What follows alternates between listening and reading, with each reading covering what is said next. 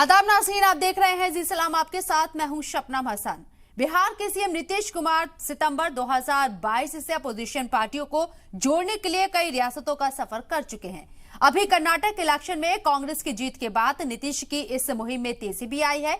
पटना में अपोजिशन पार्टियों की बड़ी मीटिंग का अब फाइनल डेट आ गया है। पहले ये 12 जून को होनी थी। इसमें कांग्रेस लीडर राहुल गांधी, कांग्रेस चीफ मल्लिकार्जुन खड़गे, ममता बनर्जी, उद्धव ठाकरे, शरद पवार, अरविंद केजरीवाल, हेमंत सोरेन, एमके स्टालिन, अखिलेश यादव भी शामिल होंगे। इस तरह का ये पहला मौका होगा जब नीतीश कुमार अपनी सियासी ताकत का मुजाहिरा करेंगे। नीतीश कुमार बार बार इस बात पर जोर देते रहे हैं कि उन्हें बीजेपी को इख्तिदार से बेदखल करना है। इसके लिए उन्हें सिर्फ 100 सीटों पर बीजेपी को हराना है।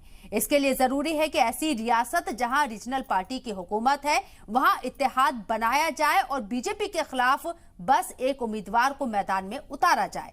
इसमें खास तौर से यूपी की 80, बिहार की 40, बंगाल की 42, महाराष्ट्र की 48, दिल्ली के 7, पंजाब की 13 और झारखंड की 14 लोकसभा सीटें शामिल हैं। अपोजिशन की ज्यादातर इस बात पर रजामंद है। अपोजिशन के लीडरान के मजबूत रीजनल पार्टी 2024 में अपने अपने इलाके में बीजेपी का मुकाबला करेंगे और बदले में 200 से ज्यादा सीटों पर कांग्रेस को बीजेपी से सीधे मुकाबले में उतरने देंगे। ममता बनर्जी से लेकर यहां अखिलेश यादव और केसीआर इसी फॉर्मूले पर बात करते रहे हैं, लेकिन कांग्रेस इस पर भी अपने पत्ते नहीं खोले हैं। कांग्रेस ने इस बीच तीसरे फ्रंट की हलचल भी तेज हो गई है। सियासी माहिरीन कह रहे हैं कि रीजनल पार्टियों को अहमियत दी जानी चाहिए। इसके लिए कांग्रेस को अपना नजरिया बदलना होगा। आज बात इसी पर करेंगे कि सबका साथ कांग्रेस का हाथ। बहस का आगाज करें, लेकिन उससे पहले देखिए पटना में होने वाली मीटिंग के बारे में जेडीयू के राजीव रंजन उर्फ ललन सिंह ने क्या कुछ कहा।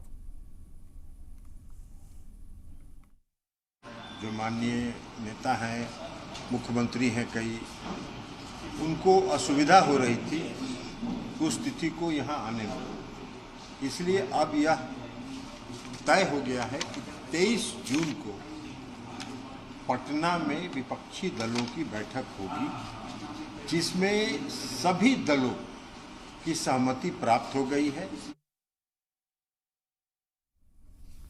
तो आपको बता दें, अपोजिशन इत्तेहाद के अलावा अब तीसरे फ्रंट की चर्चा भी तेज होती हुई नजर आ रही है। हालांकि पटना में जो मीटिंग होनी है यहां, उसको लेकर तमाम पार्टियां क्या एकजुट होंगी ये देखना होगा।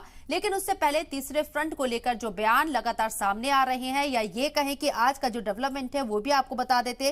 फारूक अब्दुल्ला ने साबिक पीएम देवेगौड़ा से भी मुलाकात की है।